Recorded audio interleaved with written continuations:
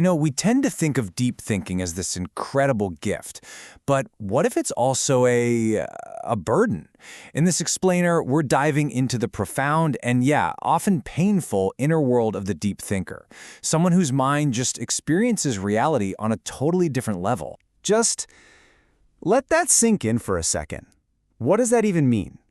We're not just talking about being smart. We're talking about a level of empathy so intense, so all-encompassing, that the boundaries between yourself and the world, even a rock, they just start to dissolve.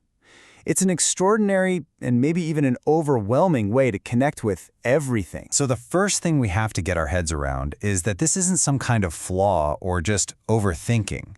It's a fundamentally different way of experiencing the world. It's a mind that's basically operating without the usual filters that most of us have. So what really sets a deep thinker apart? It isn't just how much they think, it's how they think.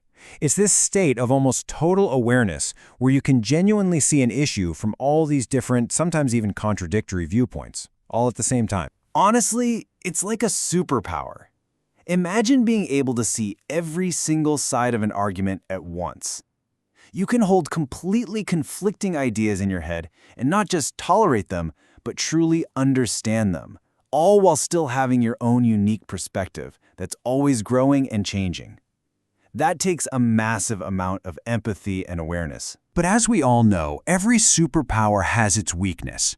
And this is where that incredible gift starts to feel a lot more like a curse. We're heading right into what you could call the two-option trap. I mean, on the surface, this all sounds amazing, doesn't it? Who wouldn't want that kind of profound understanding? But that entire, beautiful, complex mental world can be thrown into absolute chaos by one deceptively simple thing. And this is it. This is where that beautiful mind can become a living hell. Put a deep thinker in front of a simple, binary choice, just A or B, and their entire world can just freeze. A decision that most people make in a few seconds becomes a truly monumental task. This simple choice triggers what you might call the Bermuda Triangle of thought. It's this mental space where a simple decision goes in, but it doesn't come out so easily. It's the beginning of a deep and often agonizing analytical spiral. This triangle is built on 3 fixed points of analysis. For any choice, no matter how small, the thinker feels compelled to consult the past. Have I been here before? What happened then? Then, they have to examine the present. Why do I even want this right now? What's my real motivation? And finally, they have to game out the future. What are all the possible consequences of this, good and bad? And let me be clear, we are not talking about a quick pros and cons list here, not even close.